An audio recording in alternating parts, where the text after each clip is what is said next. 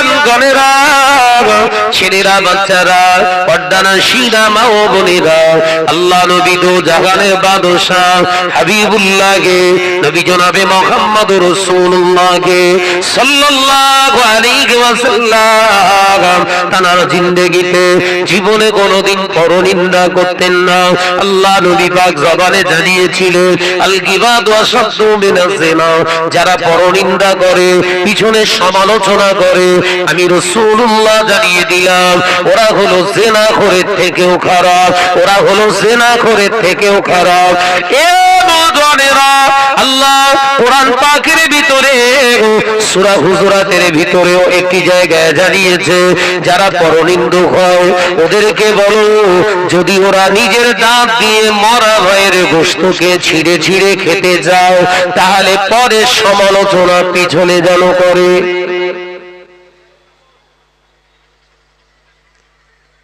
কিন্তু আমাদের প্রতিদিনের জিন্দেগিতে একটা দিনের গ্যারান্টি দিতে পারবো, আজকে সারা দিনটাই আমরা পরনিন্দা একবারও করিনি। এই কথা বলছেন না কেন? পারবো?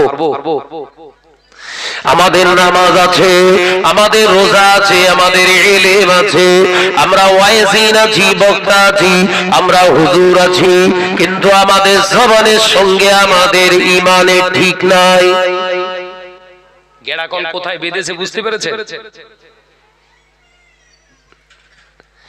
ও নওজোয়ানেরা, যুবকেরা, ছেলেরা, বাচ্চারা, পর্দানশীলা মা বোনেরা, ওই জন্য আমি এই হাদিসটি বারে বারে বারে বারে প্রতিটা মজলিসেই বলি। আল্লাহ নবী জানিয়েছিলেন, বাবা সাহাবারা, এমন একটা দিন আসবে, সময় আসবে, আমার উম্মতেরা নামাজ আদায় করবে, রোজা আদায় করবে, হজ আদায় করবে, যাকাত আদায় করবে, দাড়ি রাখবে, টুপি পরবে, জুব্বা পরিধান করবে, মসজিদ বানাবে, বড় বড় কালারফুল বিউটিশিয়ান মসজিদ বানাবে। ও আমার সাহাবীরা, মসজিদ ভর্তি মুসল্লি দেখতে পাওয়া যাবে, অথচ আল্লাহকে ভয় করনে বলা মুসলমানের অভাব হয়ে যাবে। শুনছেন? আমি এই হাদিসটা প্রত্যেকটা স্টেজে উঠে আমি এই হাদিসের ধরনটা রাখি, তাতে অনেক মৌলী সাহেবের রাগ হয়, এক অস করে। সাধারণ মানুষের না, বল কার রাগ হয়? মৌলী সাহেবের। অস করছি শয়তানের বিরুদ্ধে, আর রেগে যাচ্ছে মাওলানা। কি সমস্যা বলেন? অস করছি ইবলিসের বিরুদ্ধে, রাগ হবে কার? জোরে বল বাপ। ইবলিসের রাগ হবে তো। মৌলী সাহেব রেগে যাচ্ছে।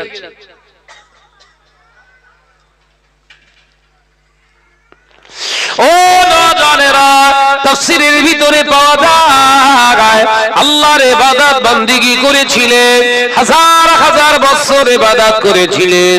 আযাজিল, আমার আল্লাহ খুশি হয়েছিলেন, খুশি হয়ে বলেছিলেন, তুমি হলে মুআল্লিমুল মালায়েকা। ওই ইবলিস অহংকারের বড়াই দেখিয়ে, তাকাব্বুরি করে আল্লাহর হুকুমের অবাধ্য হয়ে যাওয়ার কারণে আল্লাহ জান্নাত থেকে শুধু বিতরণ করেন না, আমার আল্লাহ জানিয়েছিলেন, আজ থেকে তুই জাহান্নামী। ইবলিস বলেছিল, আল্লাহ আমি তো জাহান্নামী হয়ে গেলাম, তাই তোমার কাছে আমার চাওয়ার আছে, আমার পাওয়ার আছে। তার কারণ হলো আমি যে ইবাদত করেছি, তার প্রতিদান তো জাযা তো আপনি আমায় দেবেন। আল্লাহ বলেছিলেন, হ্যাঁ বল। ইবলিস বলেছিল, আল্লাহ আমার তিনটি জিনিস দরকার। এক নাম্বার হলো কিয়ামত পর্যন্ত আমি বেঁচে থাকতে চাও, আমার হায়াত দরকার। দ্বিতীয় নাম্বার হলো এই যে আদমের কারণে আমি জাহান্নামী হয়ে গেছি, ও রব্বুল আলামিন আল্লাহ আমার ইবাদতের বিনিময়ে এই আদমের চেহারার ভিতরে, সূরাতের ভিতরে ঢুকে গিয়ে রন্ধে রন্ধে রক্তের ভিতরে প্রবেশ করে, এর অন্তরের ভিতরে ঢুকে গিয়ে, এর এমনি করে নফসের ভিতরে ঢুকে গিয়ে, এর কলবের ভিতরে ঢুকে গিয়ে, হাত দিয়ে, পা দিয়ে, আপনার মাথা দিয়ে, কান দিয়ে, জবান দিয়ে, চোখ দিয়ে আমি গুনার কাজ করাতে চাই। যে আদমের কারণে আমি জাহান্নামী হয়েছি, এই আদম জাতিকে আমি জাহান্নামে নিয়ে যেতে চাই। জোরে বলো বাপ, জোরে বলো। গল্প করছি না, বলো। আমি তাফসীর থেকে একটি উদাহরণ দিচ্ছি। মৌলী সাহেবের কেন জ্বলে, কথা বুঝতে পারছেন না? আসলে এরা কারা, এদেরকে চিনতে হবে আমাদের। ওই ভালো দামি টুপি জুব্বা আর কোরআন আর হাদিসের বর্ণনা করলি যে জিন্দা ওলি, এই ধারণাটা আজকে চেঞ্জ করে নেন। হতেও পারে মৌলী সাহেবের সূরাতে আসলে শয়তান কাজ করছে, কথা বুঝতে পারছেন না নাকি? ও নজরেরা, আবার আল্লাহ বললেন মেনে নিলাম। কি বলছে? মেনে নিলাম। শয়তানের দ্বিতীয় চাওয়া কি মানছে আমার আল্লাহ? বলো বলো বলো। আদম সন্তানের, আদমের কলবের ভিতরে ঢুকবে, রক্তের সঙ্গেও চলাফেরা করবে, এই অনুমতি পাওয়ারটা আমার দিতে হবে। আল্লাহ বললেন তোমার চাওয়াটা আমি মেনে নিলাম। কিসের বিনিময়ে? হাজার হাজার বছর ইবাদত করেছিল। পৃথিবীর এমন কোন জায়গা ছিল না যে জায়গায় শয়তান সিজদা করেনি। আমার আল্লাহ পাওনাদারের পাওনা দিতে খুব ভালোবাসে। একবার জোরে বলুন না সুবহানাল্লাহ। আমরা তো পাওনাদারের কেটে নিতে ভালোবাসি, কথা বলছেন না কেন? পাওনাদারের কেটে নিতে ভালোবাসি। ও নজরেরা, ইবলিস বললেন আল্লাহ আমার তৃতীয় নম্বর চাওয়া হলো এই আদমের কারণে যেহেতু আমি জাহান্নামী হয়ে গিয়েছি, আদমকে আপনি তো সূরাত খুব সুন্দর দিয়েছেন। আল্লাহ আদমের চেহারা ভালো, দেখতে ভালো, আমার চেহারা তো কালো কদাকার পোড়া চেহারা। এই আগুনের চেহারা, পোড়া চেহারাটা আমি আদমের সামনে গেলে আমাকে চিনতে পেরে যাবে আমি শয়তান। আল্লাহ আমি চাই আদমকে জাহান্নামী বানাতে, আদম সন্তানকে। তাই আদমের সূরাতে আমি আদম সন্তানকে জাহান্নামী বানাতে চাই। প্রয়োজনে আমি মহিলা সাজতে পারি, প্রয়োজনে আমি বেটা ছেলে সাজতে পারি, প্রয়োজনে আমি রূপবান সাজতে পারি, প্রয়োজনে আমি আলেম সাজতে পারি, প্রয়োজনে আমি পৃথিবীর জমিনে বক্তা সাজতে পারি, পৃথিবীর জমিনে আমি প্রয়োজনে মুফতি সেজে ঘুরতে পারি, প্রয়োজনে বিরাট বড় মুফাসসির কেরাম হতে পারি, প্রয়োজনে আমার পীরের গদিতে বসে পীর সাহেবী ফলানো আমি হতে পারি। এই পাওয়ার আমাকে দিতে হবে। আল্লাহ পাক বললে ইবলিস যাও, এটাও মেনে নিলাম। ইল্লা রাসূলা, তুই সবার সূরত ধারণ করতে পারবি, ইল্লা রাসূলা, আমার হাবিবের সূরত ধরতে পারবি না। জোরে বললেন না? জোরে বললেন না? তাহলে নবী আমাদের মতো নন। সুবহানাল্লাহ বলেন। উত্তর পেলেন? যে নামাজি, যে মুসল্লি, যে মৌলী সাহেব বলছেন নবী আমাদের মতো, ওই মৌলী সাহেবের তারের গন্ডগোল আছে। এই কথা বলছেন না কেন? ওই নামাজি তারের গন্ডগোল। ও নজরেরা, যুবকেরা, ছেলেরা, বাচ্চারা, তাহলে ইবলিস এখনো জিন্দা। ইবলিস আমাদের চেহারার ভিতরে ঢুকতে পারে। ইবলিসের দ্বিতীয় ক্ষমতা, যখন যেটা সাজার ইচ্ছা যায় সেটা সাজতে পারে। অর্থাৎ পীরের নকল, পীরের সূরত ধরে, পীরের সূরত ধরে ইবলিস মানুষকে ধোঁকা দিতে পারে। ওর উদাহরণ যদি নিতে চান, আজমির শরীফে চলে যান, আজমির শরীফে চলে যান, ঘুটিয়ারি শরীফে চলে যান। পীরের দরবারে মানুষগুলোকে বেঈমান মুশরিক বানায়। আমি কি ভুল বলছি? মাথায় পাগড়ি ফাগড়ি বেঁধে বসে রয়েছে, এক ওয়াক্ত নামাজ পড়েনি। কথা বলছেন না কেন? আরে ভাই, আমি চাক্ষুষ দেখেছি, আমার ফুরুপ ছাড়া কথা বলি না আমি শাহনাজ। আল্লাহ শুকর। এই তো আগস্টে আমি ঘুরে এলাম, 10 দিন ছিলাম, পুরো ফ্যামিলি সফর। সেই সঙ্গে আমার ছোট চাচা জানো গিয়েছিল, আমার সঙ্গে এসছে আমার ছোট চাচা জান। কথা বুঝতে পারছেন না? বিগত প্রায় এই 2 বছর 2.5 বছর মানে 2.5 বছরের মতো চাচা জান আমার সঙ্গে থাকে। আমার নিজের ছোট চাচা জান, বুঝতে পেরেছেন তো? ছোট আব্বা বলেন আপনারা, ভাইয়ের ছোট, আপনার আব্বার ছোট ভাই আমার সঙ্গে আছে। কেন জানেন? ধরতে চাইছে শাহানাত জেনা করে কোথায় একবার ধরবো। কথা বুঝতে পারছেন না? তা সে 2.5 বছরের ভিতরে এখনো ধরতে পারিনি। আবার আলোচনা বুঝতে পারছেন তো নাকি? সমাজে সব স্ট্যাম্প মেটতেছ না, বলতে বলতে বলতে বলতে ইয়াকুব সাহেব একজন প্রবীণ আলেম। আজকে সমাজে ওই রকম আলেম পাওয়া মুশকিল আছে। এই কথা ঠিক না বুঝতে বলে বলতে বলতে তানাকেও জেনাখোর বানিয়ে দিয়েছে। নাউজুবিল্লাহ বলে। এই যে মিথ্যা তহমত মানুষের অন্তরে দাগ কেটে যায়, এই দাগ কিয়ামতের দিন ওই বলনেওয়ালা তহমত দেনেওয়ালার নাজাতের জায়গাটা বাঁধা হয়ে দাঁড়াবে। যেই হোক, আমরা তো ভেবে কথা বলি না, আমরা ভেবে বলি। আল্লাহ নবী নিজের রক্তে জিগার হযরতে আম্মা জানা হযরতে ফাতেমা রাদিয়াল্লাহু তাআলা আনহাকে সাবধান করলেন।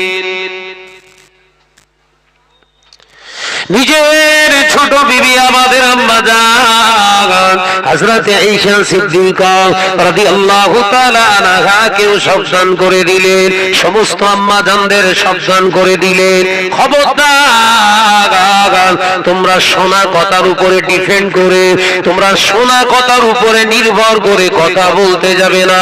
কারণ ওই শোনা কথাটা যদি সত্য না হয়, কিয়ামতের দিন মৃত্যুকদের কাতারে তোমার হাসর হয়ে যাবে। কি ভয় দেখিয়েছেন রাসূল আমাদের ভিতরে আছে? বল না রে বাবা, টুপি দাঁড়িয়ে আছে, ভয় আছে দাওয়াত কেটে দেওয়ার, এ ভয় আছে। আল্লাহর ভয় পুরো ফাঁকা।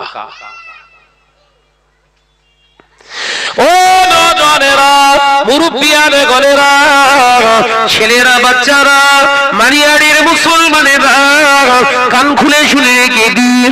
আল্লাহ নবী সাহাবীদেরকে নবী শিক্ষা দিতেন, বাবা সাহাবীরা শুনে রেখে দাও, জেনে রেখে দাও, না খেয়ে থাকলে গুনাহ হবে না।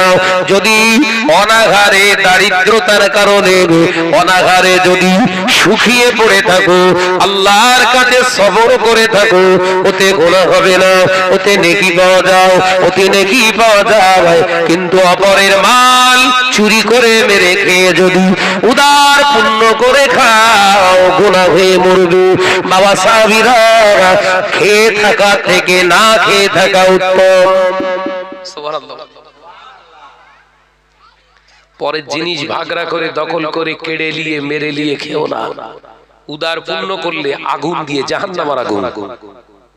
না খেয়ে ঘুমাও, গুনাহ হবে না। আল্লাহ তোমার জন্য রিজিক যদি না রেখে থাকে, আল্লাহ শুকর করো। এই জায়গা থেকে আমাদের কি বাস পড়েছে দেখেন। আমরা চেষ্টা করছি অমুক ভালো সমাজে বিরাট প্রভাব, তার মার একটা ঝাপটা মার, যাতে সমাজে ডাউন হয়ে যায়। কিন্তু বিশ্বাস করেন একবারও ওর রিজিকের মালিক আল্লাহ। এই কথা ঠিক না বুঝছো রে? ওর ইজ্জতের মালিক কে? এই জমিনের মালিক কে? আসলে মৌলী সাহেব নিজে বিশ্বাস করেন আল্লাহকে। আমি শাহনাজকে যদি সম্মান না দেই, বা আমি শাহনাজের বিরুদ্ধে যদি অপমানসূচক কথাবার্তা প্রচার করি, ও পুরো ডাউন হয়ে যাবে। আল্লাহ বলছেন শাহনাজের টিকি ধরে রেখেছি যে আমি, শাহনাজের টিকি ধরে রেখেছি আমি, পা ধরে যত টানবি আমি আল্লাহ তত উপরে টানবো। একবার জোরে বলবো, একবার জোরে হবে না? আসলে এই বিশ্বাসটাই তো আমাদের ভিতরে নেই। মৌলী সাহেবগিরি করতিস ঠিক আছে, এই বিশ্বাস নেই। এই ঈমান থাকলে আমরা অপরের পিছনে কাটি মারি। এই কথা বলছেন না কেন? কারুর যদি ভুল হয়, ত্রুটি হয়, শরিয়তের খেলাফ কাজ হয়, উচিত সঙ্গে সঙ্গে তার সঙ্গে আমার কন্টাক্ট করে জেনে নেওয়া। কথা বুঝতে পারছেন না? ও নওজওয়ানেরা, যুবকেরা, ছেলেরা, বাচ্চারা, পর্দার শিরা মা বোনেরা, আল্লাহ পাকের কাছ থেকে চাইলেন, আল্লাহ আমি ইবলিস চাই দুনিয়া জমিনে মাওলানা সেজে স্টেজে বক্তব্য দেব, ইমাম হয়ে ইমামতি করতে চাই, পীর হয়ে পীরত্ব ফলাতে চাই, আল্লাহ পাওয়ার আমাকে দিতে হবে। আল্লাহ পাক বললেন, যা এটাও মেনে নিলাম, কিন্তু জেনে রাখ সবার সূরা ধারণ করতে পারবি, আমার হাবিবের সূরা তুই ধারণ করতে পারবি না, কারণ আমার হাবিবই হলো আমার দোস্ত।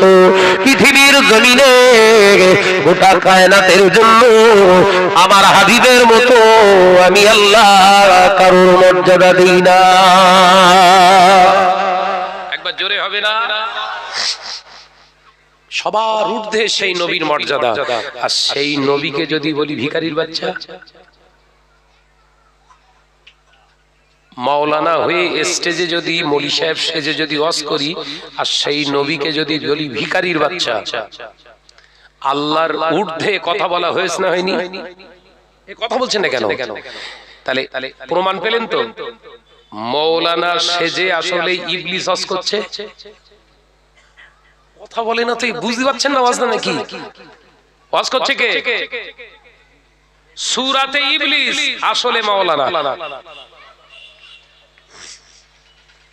এইগুলো ধরে ধরে যখন সমাজে আপনাদের সচেতন করানোর চেষ্টা করছি, এক শ্রেণীর মোল্লা মৌলী সাহেবের খুব কলেজায় ঘা লেগেছে, ভাই ওয়াজ করছি ইবলিসের বিরুদ্ধে, আর মৌলী সাহেবের কষ্ট হচ্ছে।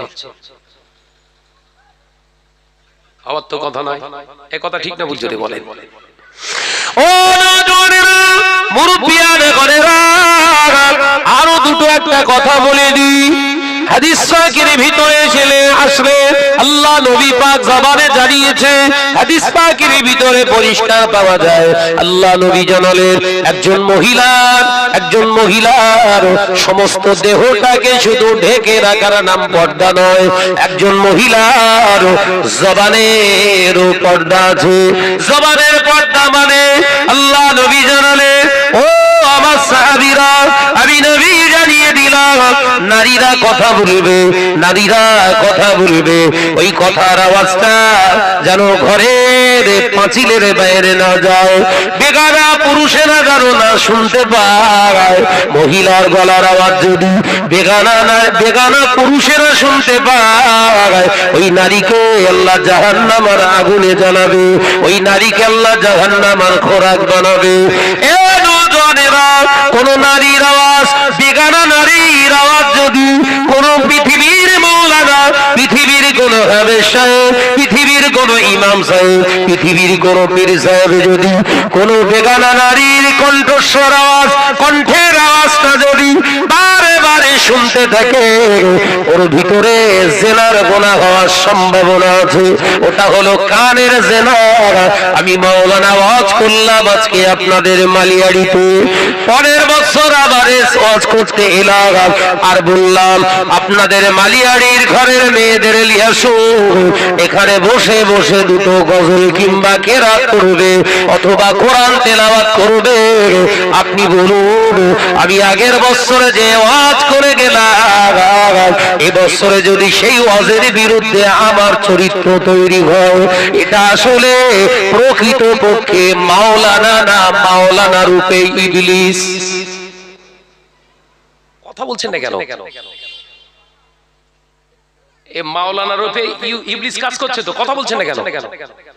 আগের বছরে রাসূলুল্লাহর হাদিস দিয়ে বুঝিয়ে গেলাম, মহিলাদের কণ্ঠস্বর বেগানা পুরুষদের শোনা হচ্ছে কিসের গুনাহ? কিসের গুনাহ? কানে জিনা। কিসের গুনাহ? কানে জিনার গুনাহ। ভাই আলহামদুলিল্লাহ, হাদিসটা সহিহ, হাদিসটা সহিহ, কিতাবে এসেছে মহিলাদের কণ্ঠস্বর বেগানা পুরুষদের জন্য শোনা সম্পূর্ণ হারাম। এখন যদি আমি শাহনাজ আমার এই বছরে এসে বলি, কোচি তুই একটা কেরাত পড়, আচ্ছা কেরাত ছেড়ে দে, এটা গজল পড়। তাহলে আপনারা তো শ্রোতা, কথা বলছেন না কেন? আগের বছর শুনলেন হারাম, এবছর সেই হুজুর যদি এসে হালাল বানিয়ে দেয় তাহলে জানতে হবে হুজুর না বলো, এর কাছে ওহী নাযিল হচ্ছে। কথা বলছেন না কেন? আমি কি ভুল বকতিস নাকি বলেন? এর কাছে ওহী এসেছে, জিবরাইল এসেছে, জিবরাইল মারাফত ওটা চেঞ্জ করে দিয়েছে আল্লাহ, নাউজুবিল্লাহ বলে। তাহলে আসলে মাওলানা রূপে কাজ করছে কে? এগুলো তুলে ধরলে বলছে আমাদের বিরোধিতা করছে। তুই কে? কোথাকার কে? দুটো আমরা ভাতে দে, তোর বিরোধিতা করে কি লাভ কি আমার? এ কথা বলছে না কেন? আমি শাহনাজ তো কথা বলবো আল্লাহর জন্য।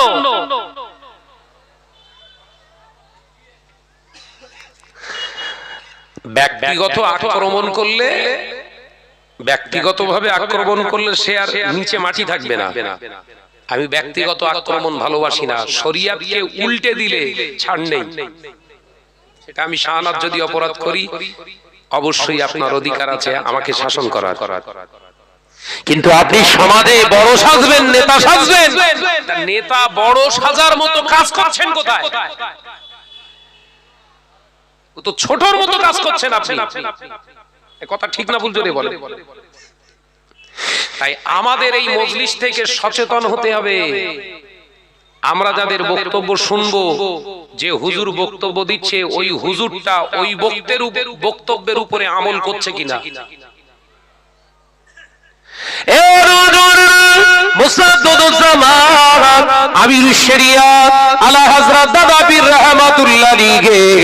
যে সময় আলেম হয়েছিলেন 19-20 শতাব্দীর মুজাদ্দিদ আল্লাহর মাহবুব বান্দা মুজাদ্দিদ জামান আবু বকর সিদ্দিক রাহমাতুল্লাহ আলাইহি, ওই সময়ে বহু আলেম সমাজে ছিল, হাজার হাজার আলেম ছিল। হাজার হাজার আলেম থাকার পরেও কেন দাদা পীর রাহমাতুল্লাহ আলাইহির ঘাটে সবাই বায়াত হয়েছিলেন? সবাই আলেম বলে, আমি নাম করছি দেখেন কতগুলো আলেমের ভিতরে যে কটা নাম করছি শুনে দেখেন বা ভেবে দেখেন আলেম ছিলেন কিনা। বশির আল্লামাইহি আল্লামা রুহুল আমিন সাহেব রাহমাতুল্লাহ আলাইহি, যিনি শরীয়তের 25,000 কিতাব 18,000 নবীর হাদিস মুখস্থ করেছিলেন। আলেম, কথা বলছেন না কেন? আল্লামা শাহ সুফি নিসারউদ্দিন রাহমাতুল্লাহ আলাইহি, যিনি ইলমিয়াত অর্জন করেছিলেন কোথায়? দেহবন্দ বলে একটি মাদ্রাসা রয়েছে উত্তরপ্রদেশ ইউপিতে, যিনি শিক্ষা জীবনে ইলম সঞ্চয় করেছিলেন সেখান থেকে।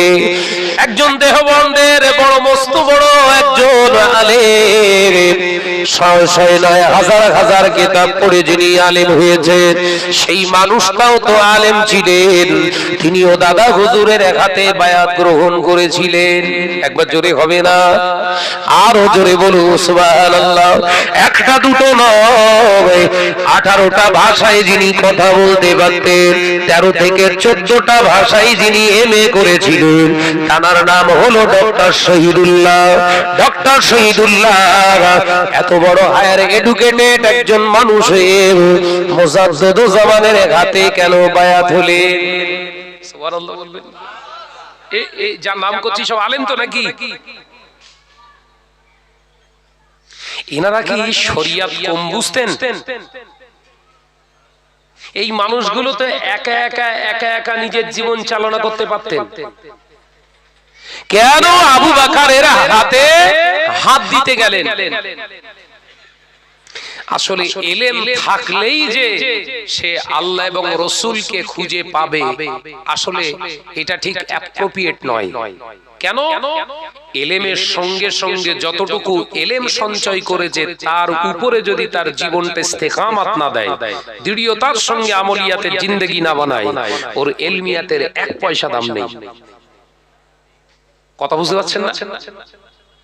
এইগুলো সমাজকে জানাচ্ছি, এক শ্রেণীর আলেমের রাগ হচ্ছে। তা হলো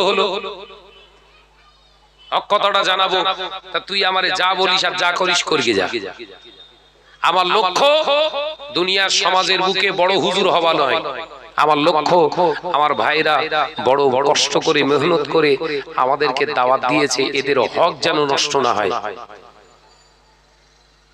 দাওয়াত বাড়ার জন্য আল্লাহর কসম যদি এই নিয়েতে আজকে মালিয়াড়িতে জলসায় এসে থাকি, আল্লাহ জানো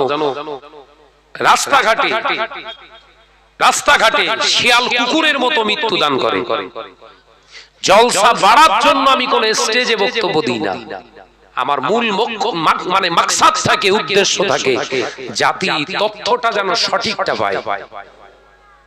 কথা বুঝতে পারছেন না? এই মসজিদে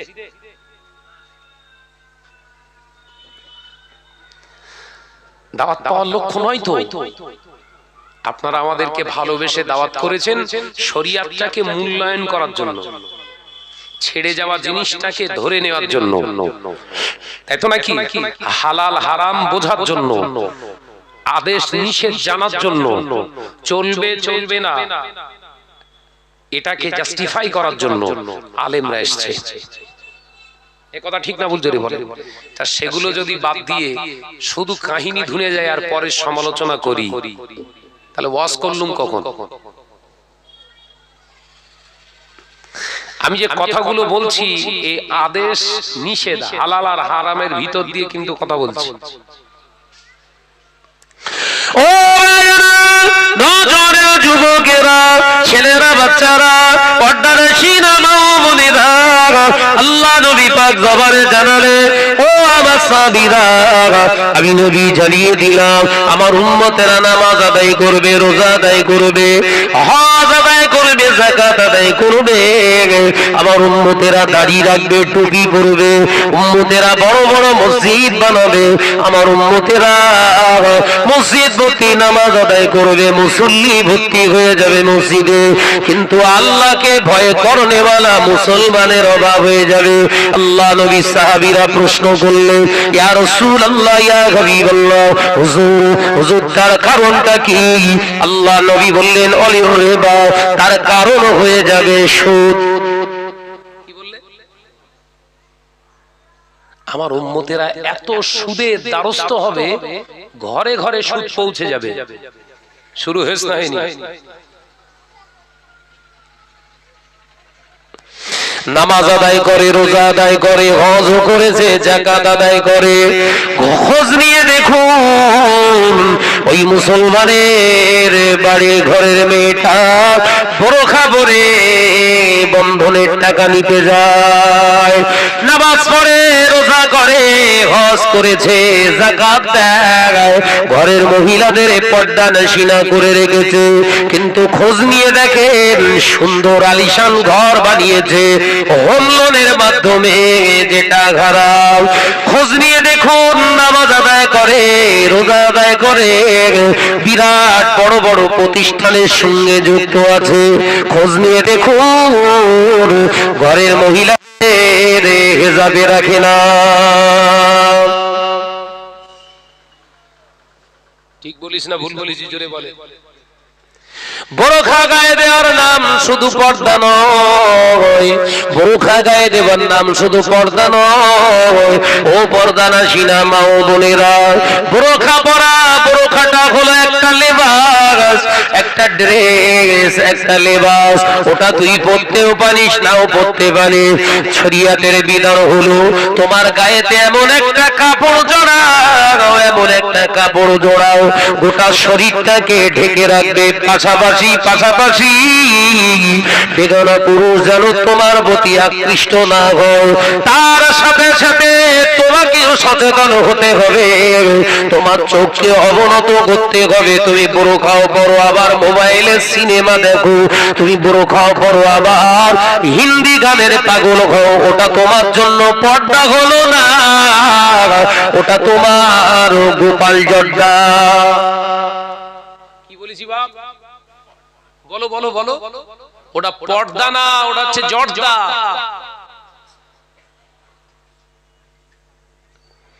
আল্লাহ নবী দয়ার নবী রাহমাতাল লিল আলামিন হুজুর আমার আল্লাহ নবী পাক বিবি আম্মা জান হযরত আয়েশা সিদ্দিকা রাদিয়াল্লাহু তাআলা আনহা পাক বিবিকে নিয়ে আমাদের আম্মা জানকে নিয়ে বসে আছে একদিন দুপুর বেলা। হঠাৎ দেখতে পাওয়া যায় আল্লাহ নবী বললেন, আয়েশা ওই দেখো আমার সাহাবী আসছে, আমার অন্ধ সাহাবী আসছে, তুমি পর্দার আড়ালে চলে যাও, অন্ধর মহলে চলে যাও। আম্মা জান হযরত উম্মে সালামা রাদিয়াল্লাহু তাআলা আনহার একজন আত্মীয়, হুজুর আমার অন্ধ। আল্লাহ নবী বললেন, আয়েশা ও বিবি আয়েশা পর্দার আড়ালে চলে যাও, অন্ধর মহলে চলে যাও। আম্মা জান হযরত আয়েশা সিদ্দিকা রাদিয়াল্লাহু তাআলা আনহা বললেন, ইয়া রাসূলুল্লাহ ইয়া হাবিবাল্লাহ, হুজুর আপনার ওই সাহাবী তো অন্ধ, চোখে দেখতে পান না। হুজুর তাহলে আমি এখানে চুপটি মেরে বসে যদি থাকি, মুখে জবানে যদি আওয়াজ না করি, অসুবিধা কোথাও?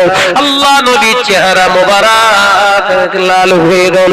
আল্লাহ নবী বললেন, আয়েশা তুমি এই মুহূর্তে যদি পর্দানাশী না হও, এই মুহূর্তে যদি অন্ধর মহলে না যাও, আমি রাসূলুল্লাহ ঘর ছেড়ে চলে যাব। সুবহানাল্লাহ বলবেন না? একবার জোরে বলবেন না? নবীর বিবি, বিশ্ব নবীর পাক বিবি আম্মা জান হযরতে আয়েশা সিদ্দিকা রাদিয়াল্লাহু তাআলা আনহা রাসূলুল্লাহ আদর করে ডাকতেন, ও আমার আয়েশাতুল হুমারা, ও আমার টুকটুকি বিবি। তাহলে কত যত্নের জিনিস ছিল। কথা বলছেন না কেন?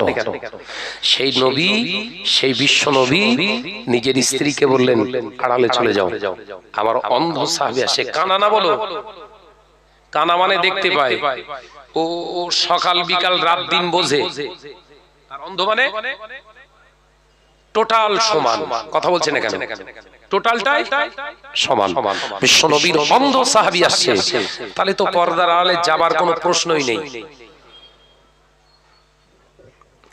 মজার বিষয় এখান থেকে পাবেন। ও যুবকেরা, ছেলেরা, বাচ্চারা, পর্দানাশী মা বোনেরা, আম্মা জান হযরত আয়েশা সিদ্দিকা রাদিয়াল্লাহু তাআলা আনহা ভয় খেয়ে গেলেন। আল্লাহ নবী রাগান্বিত হয়ে গেলেন। আল্লাহ নবী বললেন, আয়েশা কোনো কথা না, আমি চলে যাব। আল্লাহ নবীর এই কথা শুনে আমি আয়েশা ঘরেতে ঢুকে গেলাম। একবার জোরে হবে না? একবার জোরে হবে না? আল্লাহ নবী দরবারে সাহাবী হুজুর আসলেন। আমি আয়েশা শুনতে লাগলাম। আল্লাহ নবীকে সালাম দিলেন, আসসালামু আলাইকা ইয়া রাসূলুল্লাহ ইয়া হাবিবাল্লাহ। হুজুর আল্লাহ নবী সালামের জবাব দিয়ে বললেন, এসো ও আমার সাহাবী, কেন এলে বাবা, কি হয়েছে তোমার? ইয়া রাসূলুল্লাহ ইয়া হাবিবাল্লাহ, হুজুর আমি অন্ধ, দুই চোখে দেখতে পাই না। ইয়া রাসূলুল্লাহ হাবিবাল্লাহ, মদিনার মসজিদুন নবী শরীফ থেকে আমার বাড়িটা খানিকটা দূরে, অনেকটাই দূরে। ওখানে আযান শুনে আমি জামাতে যেয়ে নামাজ আদায় করব, পজিশন নাই। আমাকে অন্ধ আল্লাহ বানিয়েছেন, আমি অন্ধ। হেঁটে হেঁটে টুকটুক টুকটুক টুকটুক করে মদিনার মসজিদে যখন আসি, দেখি আমি 2 রাকাত হয়ে গিয়েছে, 3 রাকাত হয়ে গিয়েছে, আমি পূর্ণ জামাত চাইছি, পাই না। ইয়া রাসূলুল্লাহ হাবিবাল্লাহ, হুজুর আমার জন্য কি কোনো রুখসত আছে? হুজুর আমি ওখান থেকে বাড়ি থেকে আস্তে আস্তে আস্তে আস্তে অনেক কষ্ট করে আমি আসি, হুজুর আমার জন্য কি কোনো ছাড় আছে? আমি তো অন্ধ। বিশ্বনবী বললেন, ছাড় তো থাকার কথা, তুমি যে সাহাবী অন্ধ, ছাড় তো থাকার কথা। তবে সাহাবী, আমি তোমাকে জিজ্ঞাসা করছি, তুমি আযান শুনতে পাও? এই শুনছেন তো? নবী আমার দিন দুনিয়া বাদশাহ হাবিবুল্লাহ নবী জনাবে মুহাম্মদুর রাসূলুল্লাহ সাল্লাল্লাহু আলাইহি ওয়াসাল্লাম জিজ্ঞাসা করলেন, ও আমার সাহাবী বাবা তুমি আযান শুনতে পারো, মসজিদের আযান কি তোমার কানে আসে? ভাই ইয়া রাসূলুল্লাহ, হাবিবাল্লাহ, আমি আযান শুনি, শুধু আযান শুনি না, আযানেরও জবাব দিয়ে থাকি। একবার জোরে হবে না? আযানটা শুধু শুনি না ইয়া রাসূলুল্লাহ, আমি আযান শুনে আযানের জবাবও দিই। সুবহানাল্লাহ বলে। আজকে মুসলমানের আযান হলে গল্পে ব্যস্ত। এই সোনার মানিকরা সবাই কি করতেছে? কমিটি ডিস্টার্ব হচ্ছে। আমরা আযান শুনে জবাব দেই তো? দেন দেন। আযান শুনে যদি জবাব না দেন কাবিরা গুনাহ হবে বলে। আপনার এলাকার মসজিদের আযান হলে আযানটা কানে আসলেই আপনি আযানের জবাব দেবেন, কারণ আযানের জবাব দেয়া হলো ওয়াজিব।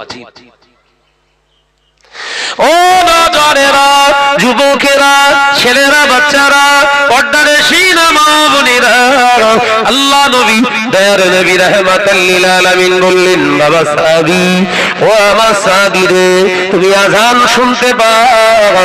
হায় ইয়া রাসূলুল্লাহ, হাবিবাল্লাহ, হুজুর আমি আযান শুনতে পাও। আল্লাহ নবী বললেন, বাবা সাহাবী রে, আযান যেহেতু কানে শুনতে পাও, মসজিদে এসে নামাজ পড়া লাগবে। জোরে বলুন না, একবার জোরে হবে না? অন্ধের জন্য যদি মসজিদে আসা শরীয়তের হুকুম হয়ে থাকে, আমরা যারা চৌকলা, বাড়ির পাশে মসজিদ, মসজিদের কোনো খোঁজ খবর নেই নেই, পাঁচ ওয়াক্ত মার বাড়বে না কমবে? কথা বলে না তো। আজকে আমাদের ভারতবর্ষে ওয়াকফ বিল নিয়ে বিরাট আপনার তোলপাড় হচ্ছে। ওয়াকফ বিল, ওয়াকফ লিল্লাহি যারা দান করে গেছে, আমাদের পূর্বপুরুষেরা অর্থ ধন সম্পদ দান করে গেছে, গচ্ছিত রেখে গেছে। কি আমার আওলাদেরা, আমার বংশের মানুষেরা, আমার কওমের মানুষেরা এই অর্থটা, এই সম্পদ থেকে তারা যেন তাদের বাচ্চা ছেলে ফুলার দিকে তারা সাহায্য নিতে পারে, এই চিন্তা নিয়ে তারা একটা সম্পদের বিরাট অঢেল দানের একটা পাহাড় সমপূর্ণ একটা রেখে গেলেন। আজকে সেই সম্পত্তি, মুসলমানের সেই ওয়াকফ সম্পত্তিটাকে কেড়ে নেয়ার জন্য বিভিন্ন প্রসেসিং করে কেন্দ্রীয় সরকার তারা বিল এনেছে। ইংরেজ সরকার পর্যন্ত ওদিকে তাকায়নি। আজকে আমাদের সেই বাপের পৈতৃক সম্পত্তির উপরে হস্তক্ষেপ মারার জন্য নতুন করে পার্লামেন্টে বিল পাস করার চেষ্টা করছে, পাস করানোর চেষ্টা করছে। কারণ কি? এই কারণ কি? মোদি সরকার তো খারাপ ধরে নিলাম, বিরাট খারাপ, বিরাট খারাপ। আমরা নিজেরা ভালো তো। কথা বলছেন না কেন? ওর কি তো বিরাট হদ্দ ধোনা ধুনে দিলুম। আয়নার সামনে দাঁড়িয়ে আমরা আমাদের বিবেককে একবার প্রশ্ন করে দেখেছি, প্রকৃতপক্ষে আমরা ভালো জায়গায়, ভালো দাবিদার, এই জায়গায় আমাদের স্থান আছে কি? আমরা অন্যের বিচার করি, চোর চুরি করার বিচার করে।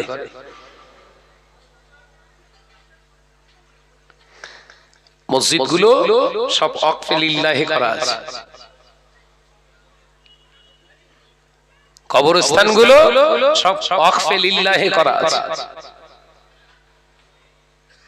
দুদিন পরে ওই বিলটা পার্লামেন্ট থেকে পাস করেলি বলবে ওই মসজিদের সম্পত্তিতে 6 শতক থাকলে আমাদের 3 শতক আছে,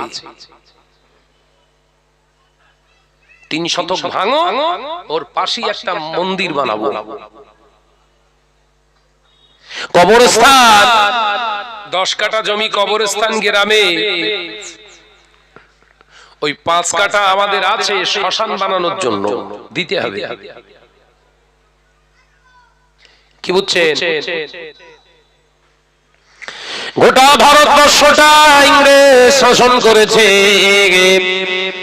200 থেকে 270 বছর পর্যন্ত শাসন করেছে। ইংরেজ সরকার মুসলমানের সম্পত্তিতে হাত দেয় না। কথাটা ঠিক বলতিস তো নাকি?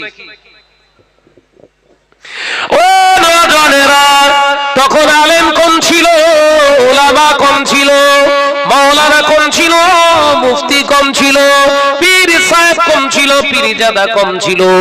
তারা তাদের সম্মান, তাদের ভয়, তাদের দিকে তাকিয়ে ইংরেজ সরকার পর্যন্ত মুসলমানের সম্পদ নেওয়া তো দূরের কথা, মুসলমানদের সম্পদগুলোকে তারা সুন্দর করে রেখে গিয়েছিলেন। কারণ মুসলমানের পূর্ণ হকদারের সম্পত্তি। ও বাবাজিরা, আজকে আমাদের ওয়াকফ সম্পত্তিটাকে নিজেদের দখলে আনতে চাইছে। তার কারণ কি জানেন? আল্লাহ সুদ আমাদের জন্য হারাম করেছে। সেই সুদটা মুসলমানের ঘরে ঢুকে গেছে। যে আল্লাহ জিনাটা হারাম করে গেছে, সেই জিনাটা মুসলমানের ঘরে ঢুকে গিয়েছে। মেরে নেওয়া, কেড়ে নেওয়া যে আল্লাহ আমাদের জন্য হারাম করে গেছে, ওটা আমাদের ঘরে ঘরে ঢুকে গিয়েছে। গরিবের মাল আত্মসাৎ করে খেয়ে নেওয়া বিরুদ্ধের কাজ হয়ে গেছে, ওটা আমাদের ঘরে ঘরে ঢুকে গিয়েছে। ওই জন্য আমার আল্লাহ বলছে, যখন গরিবের সম্পদ মেরে তোরা খাওয়া হালাল মনে করিস, তোদের ওই রকম অখাপ সম্পত্তিকেও আমি আল্লাহ অন্যের হাতে তুলে দেওয়াটাও শুভনীয় মনে করি। নিজের বিচার করছি বলো, ও মুদি পরে হবে, কথা বলে না কেন?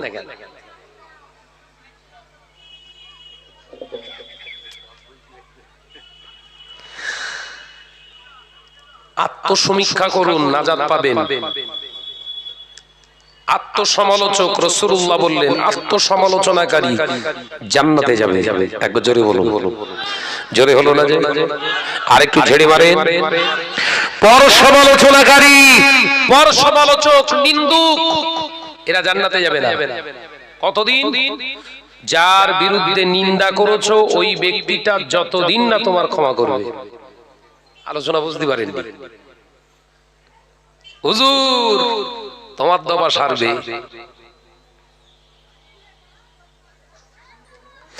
ও নওজওয়ানেরা, যুবকেরা, ছেলেরা, বাচ্চারা, পর্দারা সিনা মা বোনেরা, আল্লাহ নবী জলিল কদর সাহাবী আমাদের আম্মা জান হযরত আয়েশা সিদ্দিকা রাদিয়াল্লাহু তাআলা আনহা বর্ণনা করে, সাহাবী হুজুর উত্তর পেয়ে গেলেন, আল্লাহ নবীকে সালাম দিয়ে আবার তিনি অন্ধ সাহাবী, তিনি চলে যাচ্ছে। আমি আয়েশা ঘরের ভিতর থেকে বেরিয়ে এলাম, আল্লাহ নবীকে সালাম দিলাম।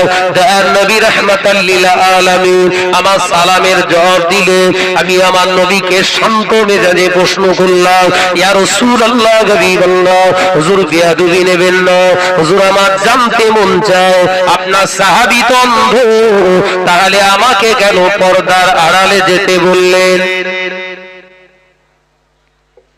আলোচনা বুঝছেন তো? আপনার সাহাবী তো দেখতে পায় না, তারপরেও আমাকে আপনি ভিতরে যেতে বললেন। হুজুর বিয়াদবি নেবেন না, আমার জানতে ইচ্ছা যায়।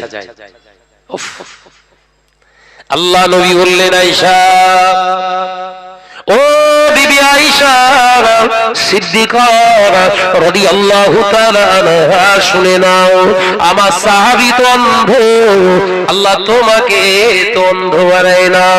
একটা পুরুষের চোখে যেমন আল্লাহ পর্দা লাগাতে বলেছে, একটা পুরুষের চোখকে আল্লাহ যেমন পর্দা করা ফরজ বানিয়ে দিয়েছে, একজন নারীর চোখে পর্দা করা হলো ফরজ। একবার জোরে হবে না? ফিরে আসেন এবার। শয়তান এখনো কি জিন্দা না মুর্দা? কথা বলে না। শয়তান বলেছিল আল্লাহ মলি সাহেব সাজবো, আল্লাহ মেনেছে না মানিনি? কথা বলে না তো। এখন কোন মলি সাহেব যদি সমাজের শরিয়াতের আমিষ সাজতে গিয়ে, পিস সাজতে গিয়ে যদি মহিলাদের দিয়ে তারানা গাইয়ে, তার মানে গজল গাইয়ে, কেরাত পড়িয়ে যদি আপনার ওই মলি সাহেবের গায়ে ফুল ছোড়া হয়, আপনি কি ভাবছেন ওটা মলি সাহেব না মলি সাহেবের সূরাতে আসলে শয়তান? কথা বলছে না তো। এগুলো ধরে ধরে ধরে ধরে যখন সমাজকে জানাচ্ছি, মলি সাহেব হাত পা খিঁচতেছে, এই ভাই ওর বিরুদ্ধে ওয়াজ করতে যাবো কেন? ওয়াজ করছি কার বিরুদ্ধে? জোরে বলে। ইবলিসের বিরুদ্ধে। তো হুজুর জ্বলে যাচ্ছে কেন? কই আমার তো ওই জ্বলন হয় না।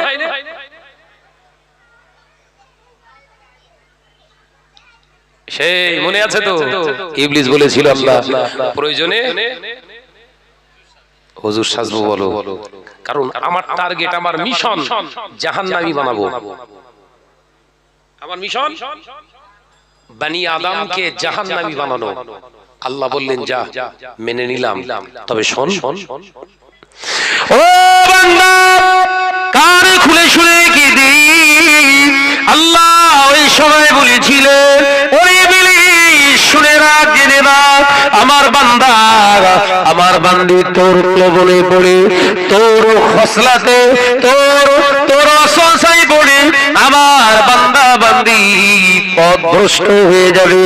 ওকে গোনার কাজ করিয়ে করিয়ে, ওকে গোনার কাজ করিয়ে করিয়ে, ওর গোনা যদি পাহাড় সমপরিমাণে হয়ে যায়, পাহাড় সমপরিমাণে যদি হয়ে যায়, সমুদ্রের ফেনা পরিমাণে যদি হয়ে যায়, আমি আল্লাহ বলছি শুনবি, ও যদি নিজের ভুলটা একবার বুঝতে পেরে গিয়ে থমকে দাঁড়িয়ে গিয়ে ব্যাকে আসার জন্য একবার ইস্তিগফার করে, আমি আল্লাহ ওর জন্য বলছি লা তাকনাতু মির রাহমাতিল্লাহ। একবার জোরে হবে আল্লাহ। ইন্নাল্লাহা ইয়াগফিরুয যুনুবা জামিআ ইন্নাহু হুয়াল গফুরুর রহিম। আমি আল্লাহ বলছি ওই 70 বছরে পাপ করেনেওয়ালা বান্দাকে তোর দ্বারা প্রভাবিত হওয়া বান্দা বান্দি যদি একবার বুঝে যায় আমার অন্যায়, আমার গোনাহ, আমার পাপ, ও যদি একবার থমকে দাঁড়িয়ে গিয়ে আমি আল্লাহ আমার রহমতের দিকে যদি তাকিয়ে একবার ক্ষমা চাই, ইন্নাল্লাহা, নিশ্চয় আমি আল্লাহ পাক জানিয়ে দিলাম, ইয়াগফিরুয যুনুবা জামিআ, ওর একবার অন্তরটা নড়ে গিয়ে যদি ওই জমাকৃত সমস্ত গুনাহ সমূহের দিকে লক্ষ্য করে ইস্তিগফার করে, তওবা করে ফিরে আসে, আমি আল্লাহ জানিয়ে দিলাম ইন্নাহু হুয়াল গফুরুর রহিম, নিশ্চয় আমি আল্লাহ আমার ক্ষমাশীল নামের ওসিলায় মাফ করে দেব। একবার জোরে হবে না, আরেকটু জোরে হবে না। বাঁচার রাস্তা আছে না নাই? ফিরে আসুন। আবেগের বশীভূত হয়ে শরিয়াত বিরোধী কাজ হয়ে গেছে, সবাই স্বাভাবিক, আমরা বনি আদম, কুল্লু বনি আদম, আল্লাহ রাসূলের পাক জবানের কথা, সমস্ত বনি আদম, সমস্ত বনি আদমের ভুল ত্রুটি আছে, ক্ষতিগ্রস্ত আছে, তার নকসানিয়াত আছে, কিন্তু ফিরে আসার রাস্তা আল্লাহ রেখেছে। একবার জোরে বলো, একবার জোরে বলে হয়েছে। কথা বলতে গিয়ে গিয়ে শরিয়াতের আলোচনা করতে করতে বেফাস একটা কথা জবান দিয়ে বেরিয়ে গেছে, উইথড্র করে নেন। মালিয়াড়ি গ্রামে জলসা করতে গিয়ে 2 ঘন্টার ভিতরে যদি শরিয়াতের কথা বোঝাতে গিয়ে যদি স্লিপ অফ টানে একটা কথা বেরিয়ে যায়, আয়াতে কারিমার জন্য ত্রুটি হয়ে যায়, তাহলে অবশ্যই এখানে যত মিডিয়া আছে ওইটা প্রচার হওয়ার সম্ভাবনা আছে। শুধু বালিয়াড়ি গ্রামের মানুষের কাছে ওয়াজটা পৌঁছাবে না, এই ভুল বার্তাটা সবার কাছে পৌঁছে যাবে। তার এই সংশোধনের রাস্তা হলো এই মিডিয়া। এই মিডিয়ার সামনে একদিন আর সেই ওপেন ক্যামেরায় জানিয়ে দে ভাই, মালিয়াড়ি গ্রামে ওয়াজ করতে করতে আমার এই কথাটা ঠিক ছিল না, আমি আল্লাহর কাছে ক্ষমা চাইছি, আল্লাহ আমায় ক্ষমা করে দেন। আর আপনারা যারা এই বক্তব্যটা শ্রবণ করেছেন, এটা আপনার স্মৃতিপট থেকে মুছে ফেলুন, এটা ঠিক না। আমার আল্লাহ নবী জানিয়ে দিয়ে গেলেন, এই বক্তাটা লেকচারারটা উম্মতটা নাজাতের রাস্তা পেয়ে গেল। আর ভুল করার পরে যদি বলি দেখেন দিন ভুল হয়েছে কি,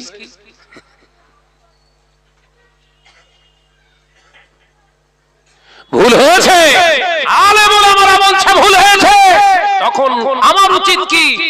আর কারুর দ্বারস্থ নয়।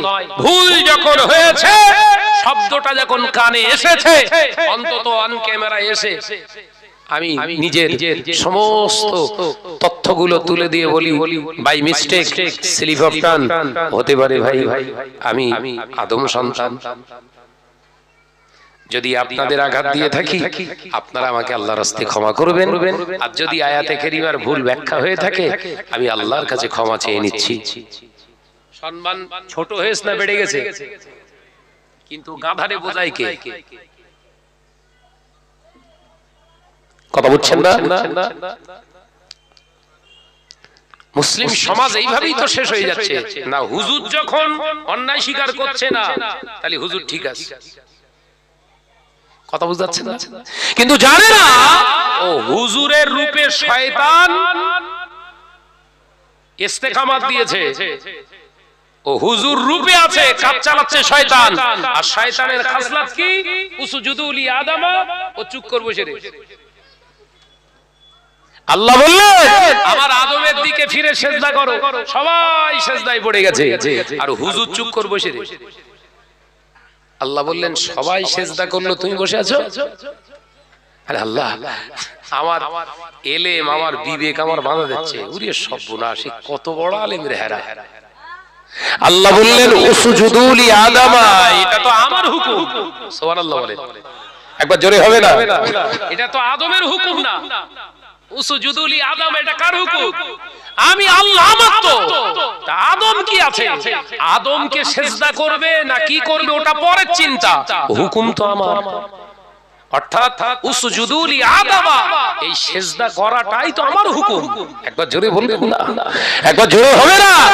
ও সামনে তোমার আদম থাক, আর দুনিয়া থাক, আর বেহেশত থাক, আর ফেরেশতা থাক, দেখার দরকার নেই। আমি যখন বলেছি সিজদা করো, সিজদা করো। আল্লাহর সামনে আদম বসে আসতো, কি বলছে?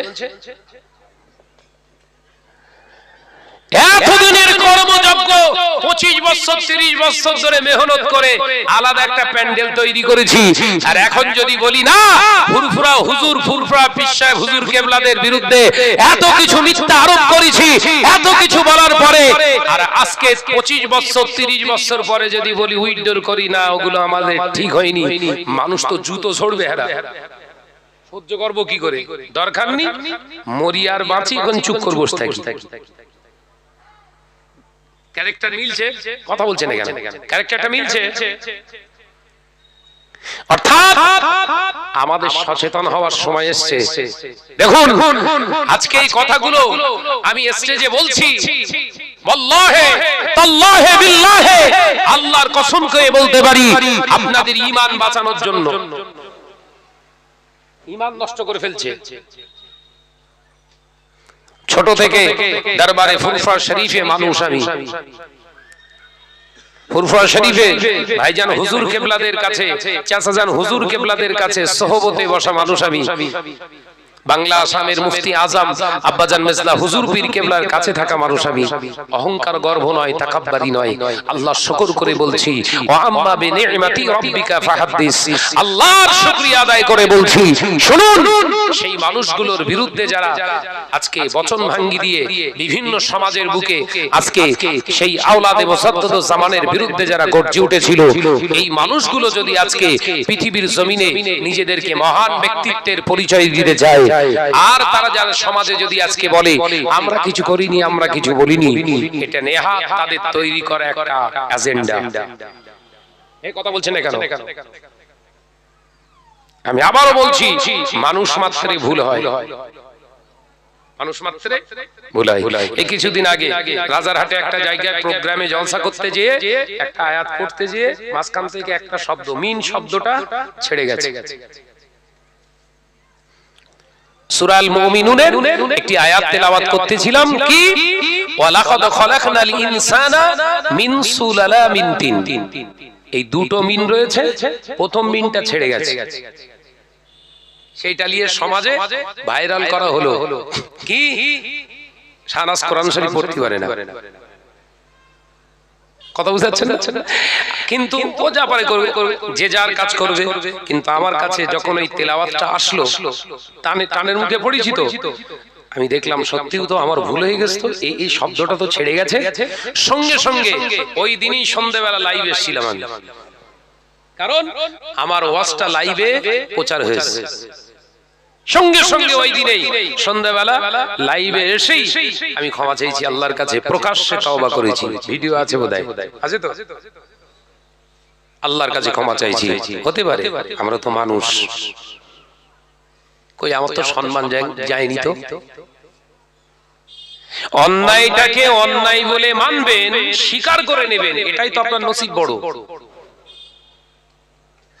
ও যুবকেরা, ছেলেরা, বাচ্চারা, পর্দানশীনা মা বোনেরা, আল্লাহ নবী তো জাহারে বাদশাহ হাবিবুল্লাহকে, নবী জনাবে মুহাম্মদুর রাসূলুল্লাহকে সাল্লাল্লাহু আলাইহি ওয়াসাল্লাম, নবী আমার মক্কা থেকে হিজরত করে মদিনার দিকে রওনা হয়ে গেলেন।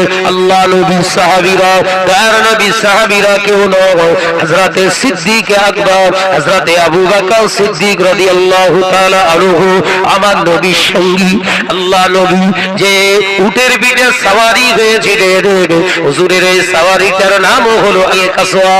এই আল কাসওয়া নামক উটনির উপরে আল্লাহ নবী চেপে বসে আল্লাহ নবী মক্কা থেকে হিজরত করে হুজুর আমার মদিনার জমিনে যাবার ঠিক 3 কিলোমিটার আগে ওই জায়গাটার নাম কোবা বললি। আল্লাহ নবীর সওয়ারি আল কাসওয়াটা হাঁটু গেড়ে সিজদায় পড়ে গেলেন।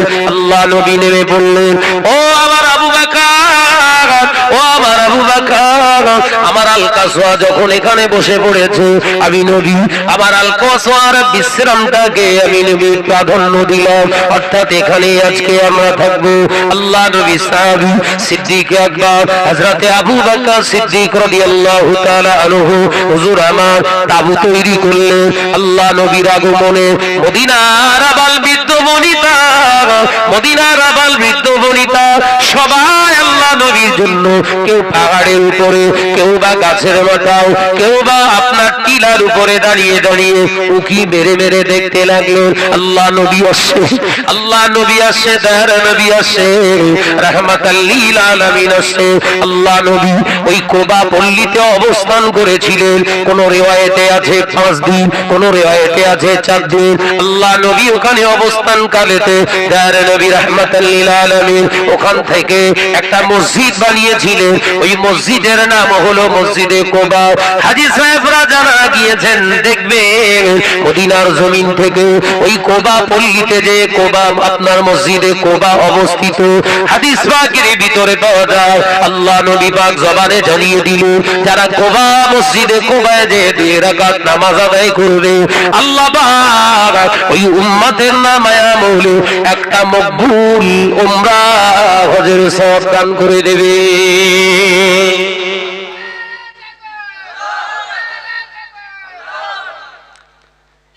আছে না হাজী সাহেব? আছে তো?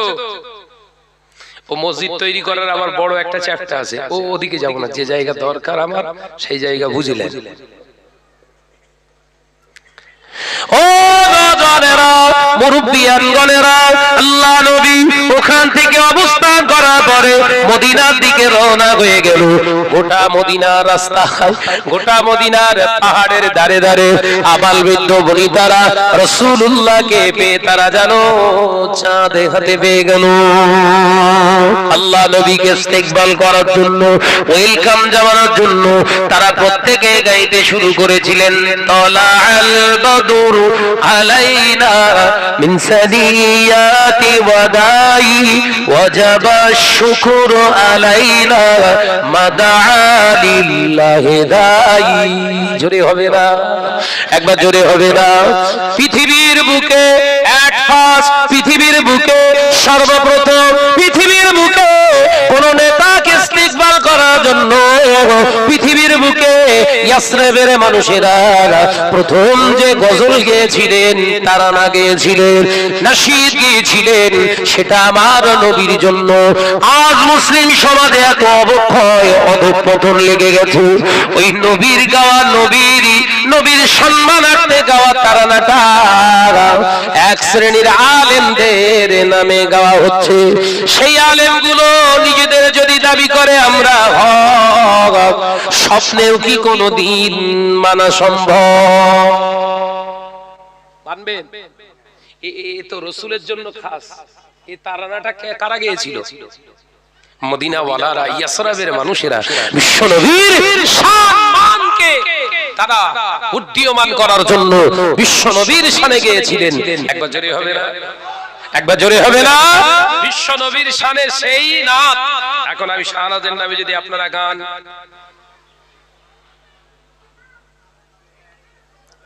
নবীর সমপরিমাণে ওই তারানা আমাদের জন্য হালাল না হারাম? জোরে বলেন। এগুলো আমাদের ক্লিয়ার হতে হবে। দাদা পীর রহমাতুল্লাহ আলাইহি মুজাদ্দিদ ছিলেন, তাই তো নাকি? যুগ সংস্কারক ছিলেন। দাদা হুজুরের শানেও তো গাওয়ার দরকার। কি বলছেন? কথা বলে না তো। দাদা হুজুরের সময়ও হিজরত হয়েছে, আপনারা শোনেননি বোধহয়। বলবে একটুখানি বলবো? আবার এই সব এই লাইভ দেখছে, আবার শুনে হয়তো কোনো মৌলভী সাহেব বলবেন শুধু ঘটনা বলে। দাদা হুজুরের জীবনে শুনেছেন হিজরত করেছিলেন? শোনেননি বোধহয়, একটু বলবো? মুজাদ্দিদুজ জামান আমিরুশ শরিয়াত আলা হযরত দাদা পীর রহমাতুল্লাহ আলাইহি যখন ফুরফুরা শরীফে বসবাস করত, কিছু কুচক্করি মানুষ দাদা হুজুর পীর কেবলার উপরে এত প্রেসার ক্রিয়েট করতে লাগলেন, হুজুর তাদের উপরে মনোক্ষুণ্ণ হয়ে, মনে কষ্ট পেয়ে হিজরত করেছিলেন। এই প্রথম শুনছেন বোধহয়। হিজরত করেছিলেন, ফুরফুরা শরীফ থেকে হেঁটে হেঁটে হুজুর পালিয়ে গিয়েছিলেন রাতের অন্ধকারে। কোথায়? ওটা হচ্ছে হরিপাল, হুগলির হরিপাল থানার অন্তর্গত নালিকুল বলে একটা জায়গা আছে, নাম শুনেছেন? নালিকুল থেকে যেতে হবে প্রায় 6 থেকে 7 কিলোমিটার দূরে একটা জায়গার নাম হলো দোক। কি জায়গাটার নাম বললাম? দোক। ওখানে হুজুর কেবলার বড় মাদ্রাসা আছে। আসলে ভালো জিনিস যেখানে যায় তার খুশবু ছড়ায়। সুবহানাল্লাহ বললেন না? একবার জোরে হবে না? রজনীগন্ধা গাছে থাকলে শুধু খুশবু হয়? কোন জমিতে হয়েছিল, এখন এই প্যান্ডেলে লাগিয়ে দিয়েছে সুতোর সঙ্গে পরিয়ে। খুশবু হচ্ছে না? হয় না? এই মসজিদ, আমাদের মসজিদে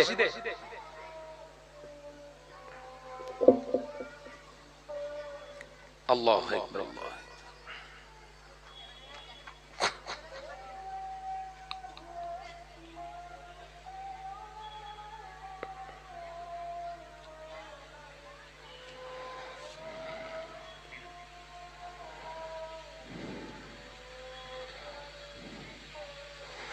আল্লাহু আকবার, আল্লাহু আকবার।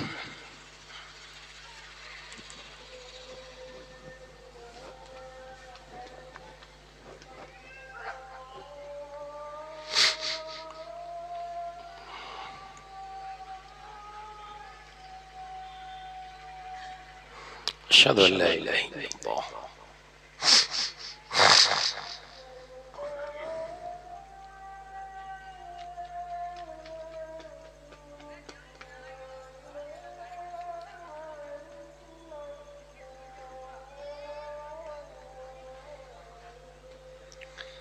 আশহাদু আল্লা ইলাহা ইল্লাল্লাহ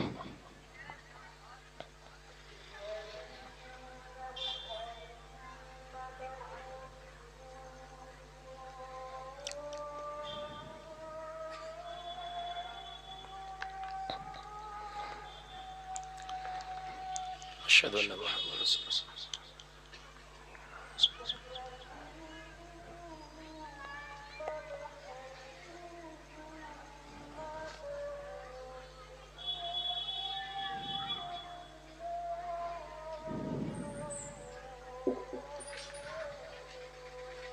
أشهد أن لا إله إلا الله